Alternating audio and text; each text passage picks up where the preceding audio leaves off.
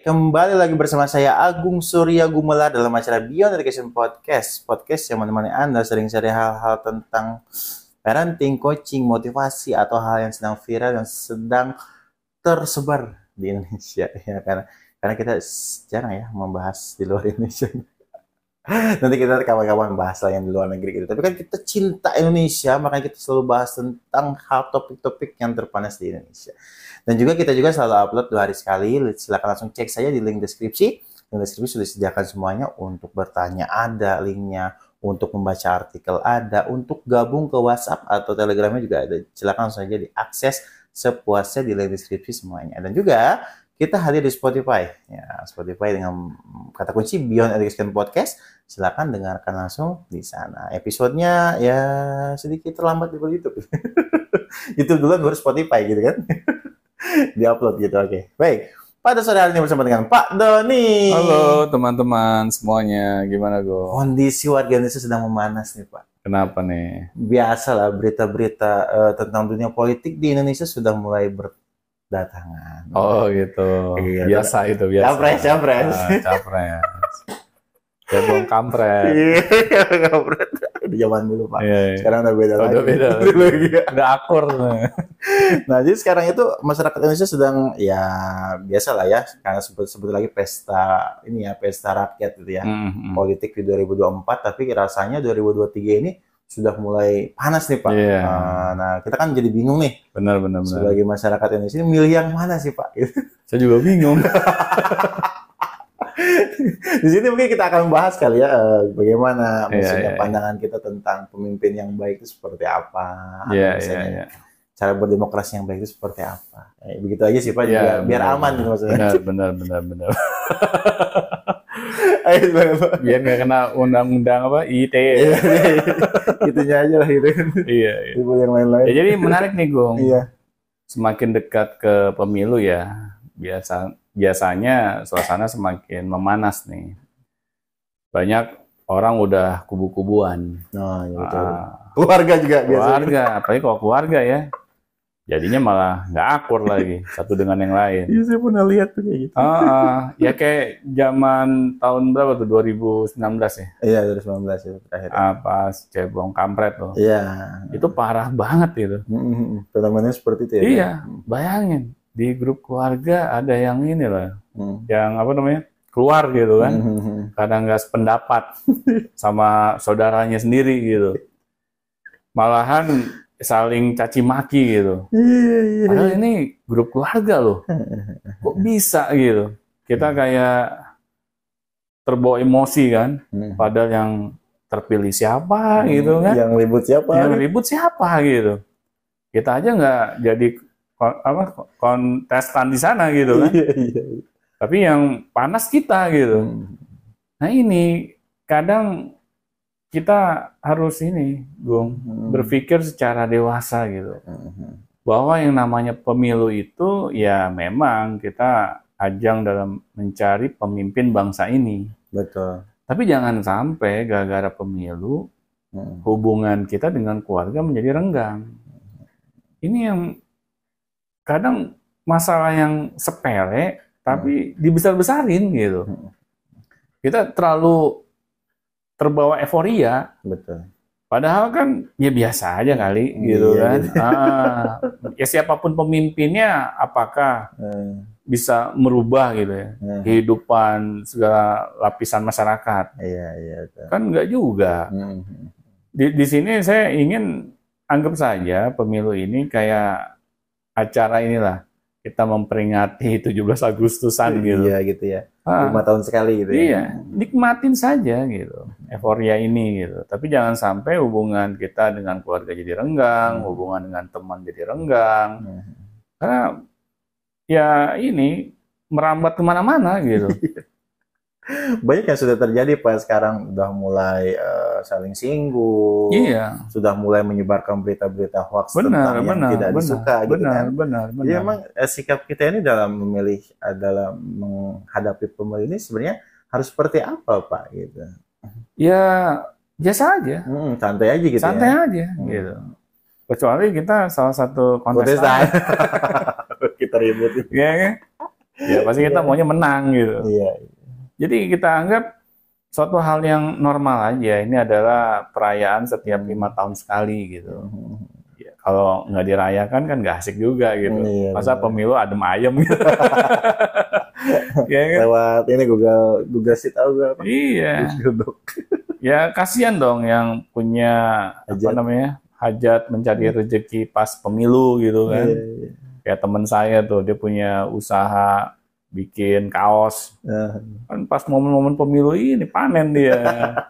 Banyak yang beli gitu kan. Iya. Untuk caleg-caleg tuh. Jadi ya biasa aja. Anggap aja ini suatu perayaan. Betul. Kalau kita menganggapnya hal yang biasa, insya Allah kita nggak terbawa emosi. Kita bisa berpikir dengan jernih gitu. Kita bisa memilih pemimpin yang benar-benar kita anggap dia seorang pemimpin yang terbaik di antara kontestan yang lain. Tapi kalau kita terlalu terbawa emosi, ya akhirnya sulit gitu. Kita bisa berpikir secara jernih. Akhirnya kita membela mati-matian kontestan yang kita anggap benar, tapi belum tentu benar juga gitu. Disinilah sulitnya gitu, mencari pemimpin di Indonesia. Sesulit kita mencari jarum di tumpukan jerami gitu. Kadang di awal, waduh, citranya itu udah kayak setengah malaikat gitu. Iya ya, benar-benar di awal. Waktu pas udah jadi aja, waduh, ini mas setengah iblis. Iya kan? Iya. Jadi ya ini kita jangan terlalu fanatik yang intinya gitu. Iya, dia nggak terlalu fanatik, tetap fokus pada kehidupan kita aja gitu ya. Iya, kita fokus terhadap kehidupan kita, kita fokus terhadap keluarga kita, pertemanan kita. Agar apa? Agar kita bisa mencari seorang pemimpin yang benar-benar ideal gitu. Kalau kita terlalu berlebihan, akhirnya ya sudah. Kita tidak mau mencari tahu gitu. Ini sosok yang saya fanatikin ini apakah seorang pemimpin yang sejati atau hanya sekedar kamuflase saja gitu, Bung. Ini yang penting gitu ya bagi para pemilih gitu. Karena orang yang terlalu fanatik biasanya nggak melihat itu ya. Dia pasti tidak mau berpikir secara benar gitu. Dia akan selalu mencari kekurangan dari lawan ininya yang kita anggap dia yang paling benar gitu. Benar banget. Ya mana ada sih yang pemimpin yang perfect gitu ya, yang sempurna 100% kan nggak ada.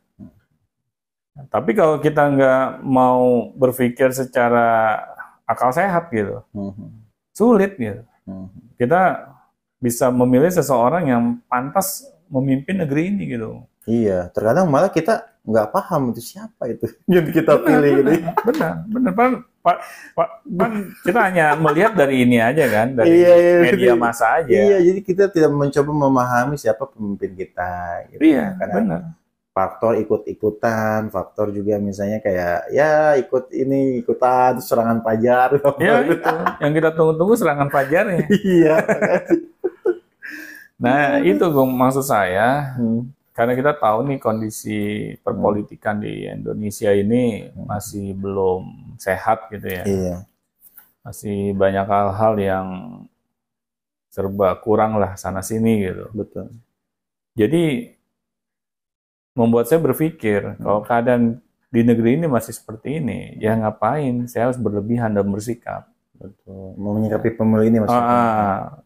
Dari dulu, dari zaman ya reformasi lah, awal reformasi. Oh kan. Iya, Bapak udah ini. Awal reformasi kan saya sudah pernah gitu ya, memiliki ekspektasi yang tinggi gitu terhadap seorang pemimpin. Nah ternyata waktu dia beneran jadi pemimpin negeri ini, kok nggak sesuai dengan ekspektasi saya, malah lebih buruk gitu. Harga barang jadi pada naik nggak jelas juntrungannya. Terus harga dolar juga malah semakin meningkat, rupiah semakin merosot gitu kan. Jadi nggak sesuai dengan bayangan saya di awal gitu. ini saya pikir sosok seorang pemimpin yang ideal, pas dia mimpin kok malahan di luar bayangan saya sama sekali gitu. Di sini akhirnya saya tidak mau terlalu berlebihan gitu, menyikapi si A, si B, si C gitu kan. Ya sudah, siapapun kontestannya, saya berusaha berpikir dengan akal sehat di awal. Ya, saya meriset dulu calon pemimpin ini. Tapi biasanya informasi yang independen itu agak susah didapat. Ya, memang rada susah dicari, Gung. Tapi intinya memang harus ada sedikit usaha. Iya gitu, effortnya lumayan. Effort kita harus ada. Kita harus meneliti gitu, masing-masing kandidat. Betul. Gitu kan. Nah, dari masing-masing kandidat inilah kita cari, ya meskipun sulit gitu ya, yang paling terbaik. Iya, rekam jejaknya dari yang terburuk. Ya maksudnya rekam jejaknya yang lumayan lah gitu ya. Benar.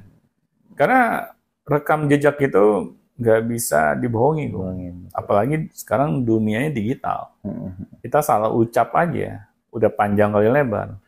Apalagi kita pernah punya kasus gitu sebelumnya.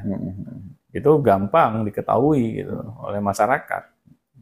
Nah, kalau sudah seperti itu, ya kita tinggal cari aja nih yang dosanya paling sedikit yang mana.